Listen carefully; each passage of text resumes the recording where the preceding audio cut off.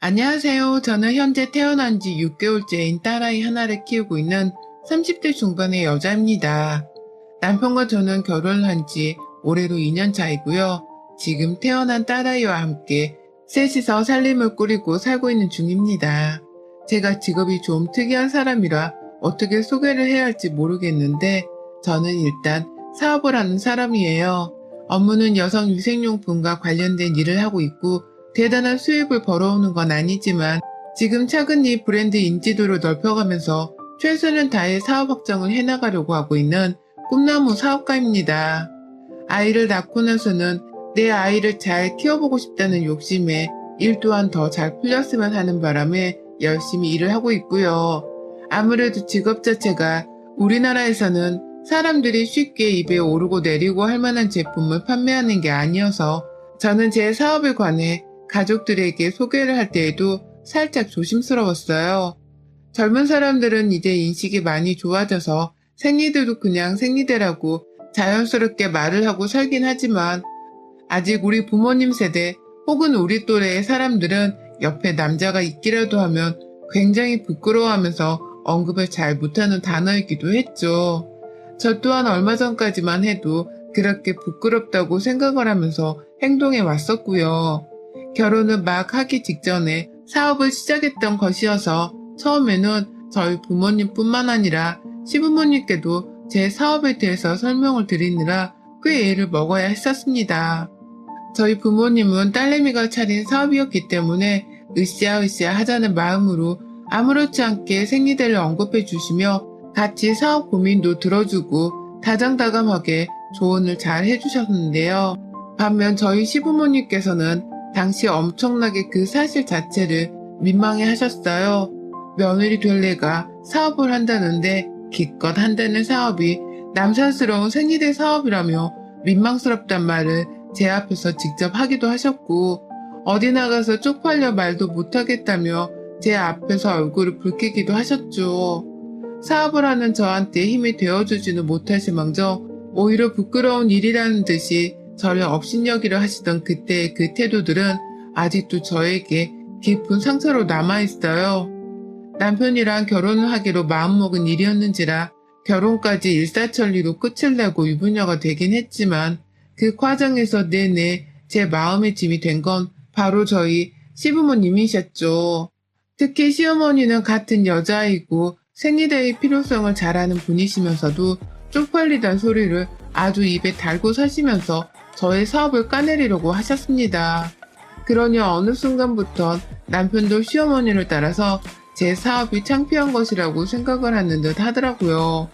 연애 때나 결혼 초에는 제가 사업을 하는 여자라면서 든든하고 멋지게 생각을 하던 사람이었는데요. 결혼을 하고서 한두 차례 시어머니로부터 쪽팔린 일을 한다는 소리를 듣고 난 후 그리고 제 생일날 시어머니가 통보를 하듯이 생리대의 생자도 입 밖에 꺼내지를 말라면서 혼을 내고 나신 후로는 절대로 남편이 먼저 나서서 제 사업을 지켜 세워주지를 않았습니다. 오히려 우리 엄마가 너 사업하는 거 진짜 마음에 안 드시는가 보다 라고 하면서 시어머니의 말을 맞장구 치거나 저를 비웃는 듯한 모습을 취했어요.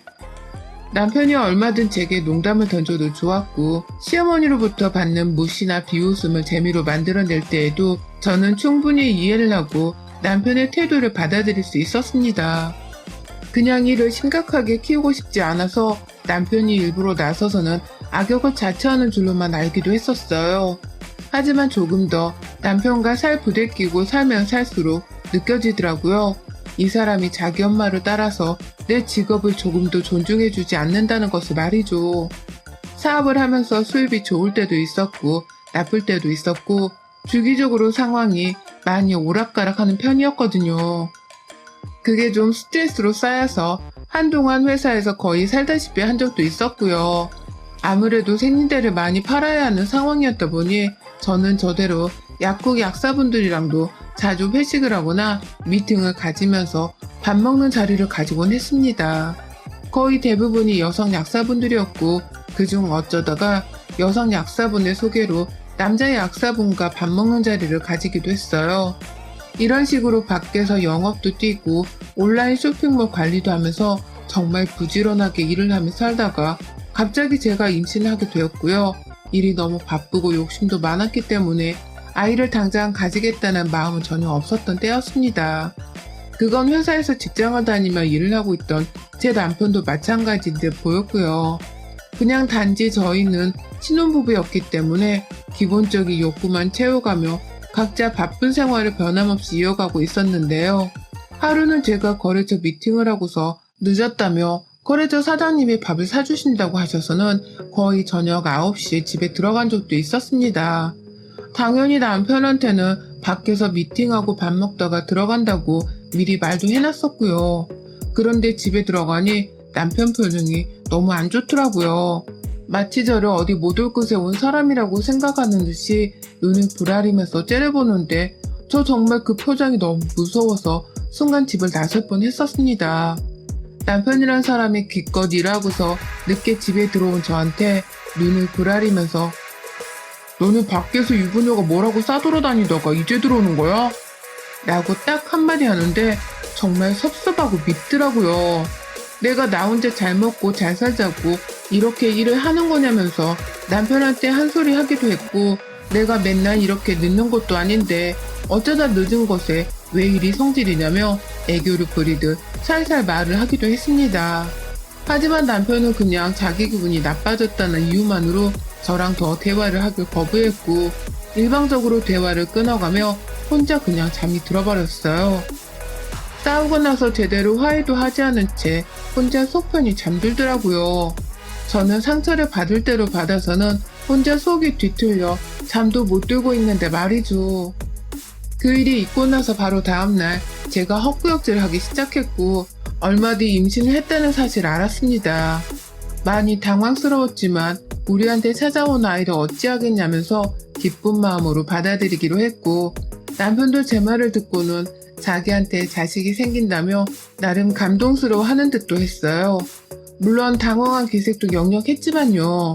그 후 남편이 알아서 시댁에도 임신 사실을 전했고 저는 저대로 친정에다가 임신 사실을 전하며 주변 가족들에게 너도 나도 임신 축하를 받았습니다. 임신을 했다고 해서 일을 포기하는 건 아니었기 때문에 태교와 동시에 일도 열심히 했고요. 임신한 내내 혹여나 제 아이한테 해로울까봐 커피도 줄여가면서 정말 몸 관리도 열심히 했어요. 그 바쁜 와중에 제 몸을 이끌고 약사님들한테 술 대신 밥을 사드리며 영업을 뛰었고 다행히 사업은 계속해서 몸집이 커지며 직원도 2명 더 고용해서는 사업체를 꾸렸죠. 다시 한번 말씀드리지만 저는 정말 임신하고 일하는 와중에도 가장 먼저 1순위로 생각한 건 바로 제 뱃속의 아이였습니다. 엄마가 일을 열심히 하는 바람에 뱃속 아이가 스트레스를 받지는 않을까 싶어서 스트레스 조절을 한다고 임산무효가도 다니고 교양 수업도 듣고 또 음악도 죄다 클래식으로 바꾸고는 커피까지 줄여나가며 저 진짜 엄마가 되려고 엄청 노력했어요. 내 첫 새끼였으니까 이 정도의 노력은 당연한 것이라고 생각을 했고요. 그러다 출산을 하게 되었고 건강한 딸아이가 나왔습니다. 저희 아이는 제 아이라서 그런 게 아니라 정말 눈도 똘망똘망하고 머리숱도 많은 것이 벌써부터 헤어 CF는 따놓은 당상인 마냥 복스럽게 생겼어요. 아픈 것도 없이 엄마 품에 와서는 순둥이 마냥 잘 커주었고요. 워낙 성격이 온순해서 울지도 않고 밥투정도 잘 부리지 않는 착한 딸이었습니다. 그런 딸을 보면서 아이를 돌봐주러 저희 집에 자주 오시던 친정엄마도 늘 말씀하시더라고요. 저 어릴 때랑 아주 쏙 빼다 닮았다고 말이죠. 사실 저도 어린 시절 사진을 보면 머리숱은 한가득인데 우는 사진 한 장 없이 매번 해벌쭉하며 웃고 있는 사진뿐이었거든요. 그걸 보면서 엄마도 매번 너 같은 순둥이가 따로 없었어. 얼마나 순하던지. 네가 너무 안 울어서 내가 오죽했으면 장애가 있나 싶어서 일부러 우나 안 우나 꼬집어 보기도 했다니까. 머리숱은 또 얼마나 많은지 네 머리로 손뭉치를 만들곤 했었는데 라며 옛날 추억에 잠기곤 하셨었고요. 그러니 저도 그런 엄마의 말을 듣고서 내 딸이 나를 쏙 빼닮은 것을 단번에 알 수 있었죠. 하지만 아이가 조금씩 더 자라고 점점 피부색도 뽀해지고 웃고 옹알이를 하기 시작하면서부터 행복해 죽겠는 저와 달리 괴로워하는 한 사람이 있었어요. 바로 제 남편이었습니다. 우리 남편은 참 이상하대요. 엄연히 우리 딸임에도 불구하고 자신을 닮은 구석이 별로 없다는 이유만으로 남의 딸이 아니라는 소리를 아무렇지 않게 하곤 했어요. 애가 없을 때는 제 사업이 부끄러운 것이라는 듯 자존심을 상하게 만들더니만 애를 낳고 나서는 제 딸이 남의 딸이 아니냐면서 저를 수치스럽게 만드는 소리까지 한 것이었어요. 더 정확히는 저뿐만이 아니라 제 딸마저도 나중에 들었을 때 충분히 수치스러울 만한 말을 한 것이었죠. 남편한테 그런 소리를 하지 말라 재촉하기도 해봤습니다. 딸아이가 아무리 어려도 부모 말은 알아듣고 느낀다면서 말 한마디 한마디를 조심하라 타이르기도 했고요. 어쩌다 남편이 술을 진탕 먹고 들어와서는 너 솔직하게 말해. 얘 내 딸이 아닌데 너 지금 나한테 사기치는 거지? 밖에서 영업질하는 스킬로 나한테도 내 딸이라고 얘를 영업질하는 거 맞지? 그치? 라고 속상한 말을 할 때에도 저는 그냥 무시를 하면서 참고 넘어갔어요. 누가 뭐래도 당신 딸인데 이런 수주정은 통하질 않는다면서 남편은 아주 아무렇지 않게 타이르곤 했죠.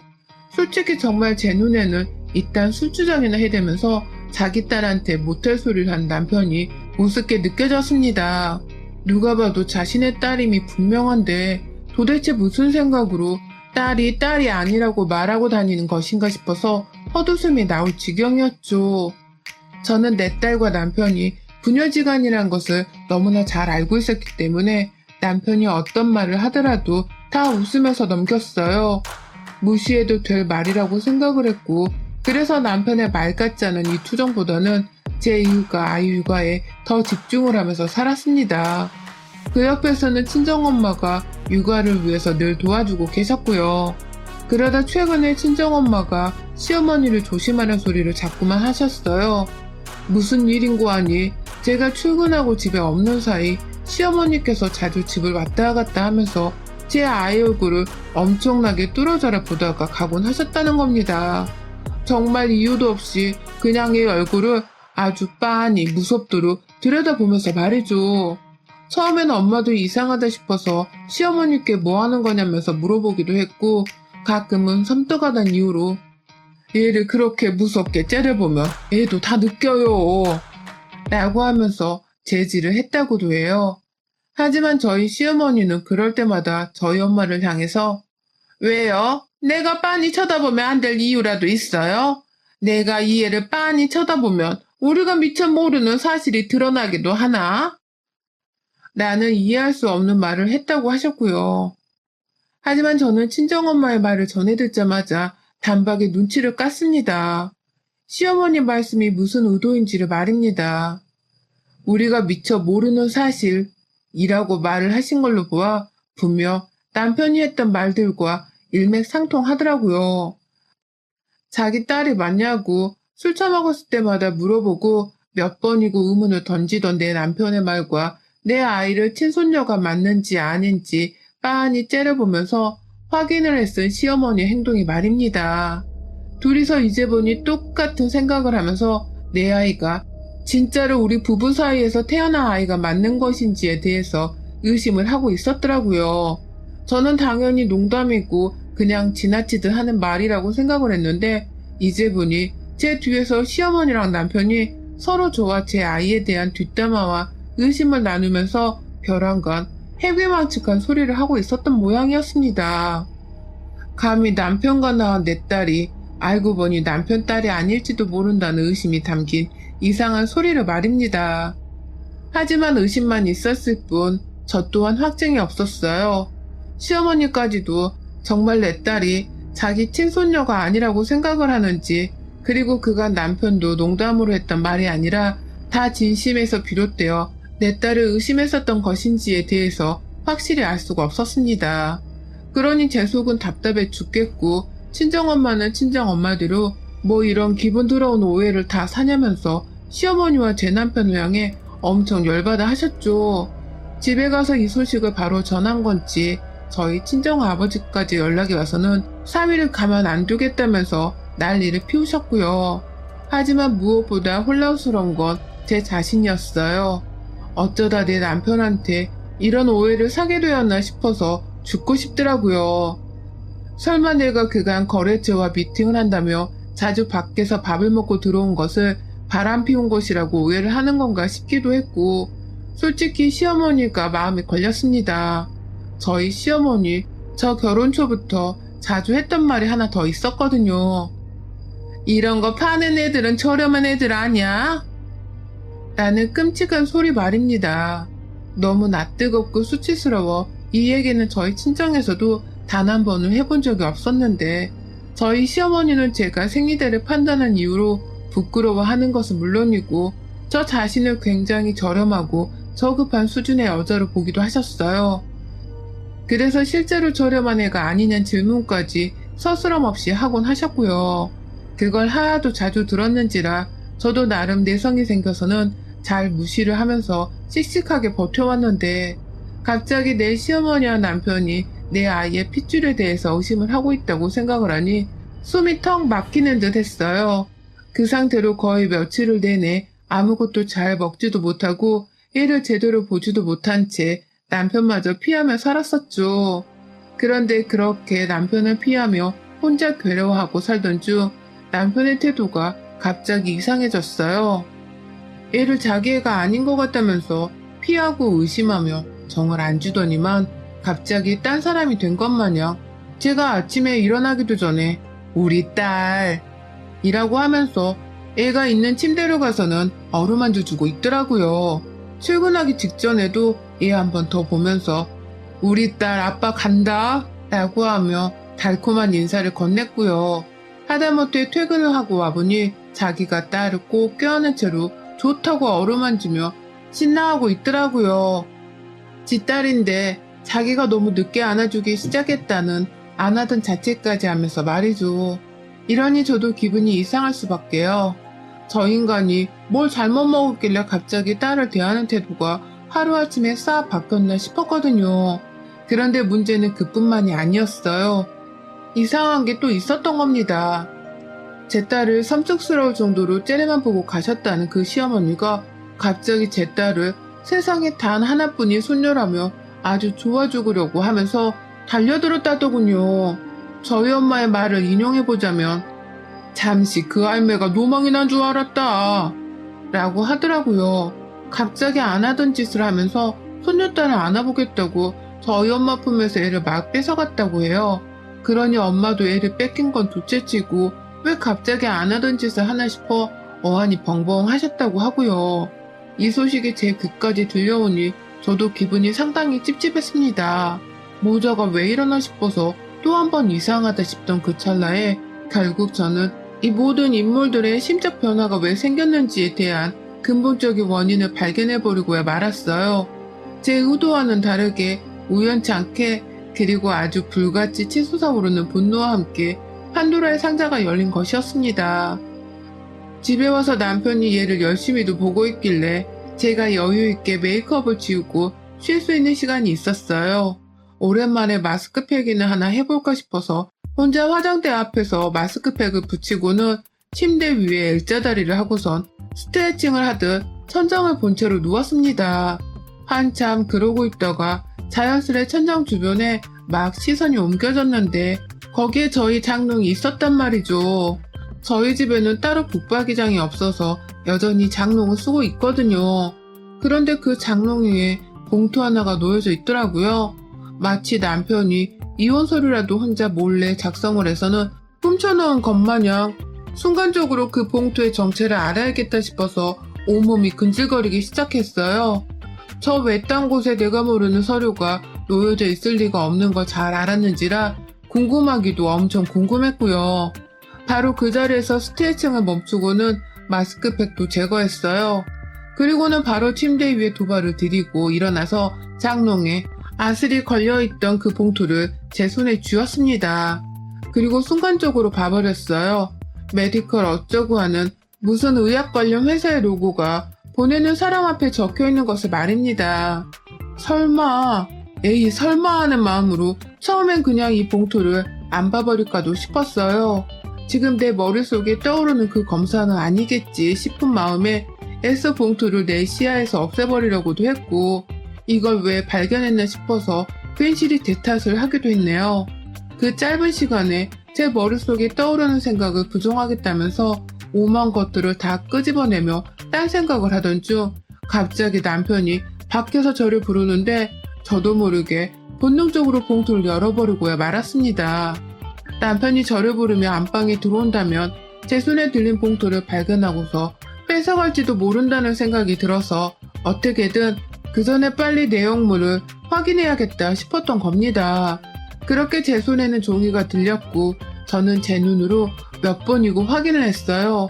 그 속에는 내 딸과 내 남편의 유전자 검사 결과를 나타내는 수치가 분명히 적혀 있었고요. 당연히 내 남편과 아이의 유전자 검사 결과는 일치를 했습니다.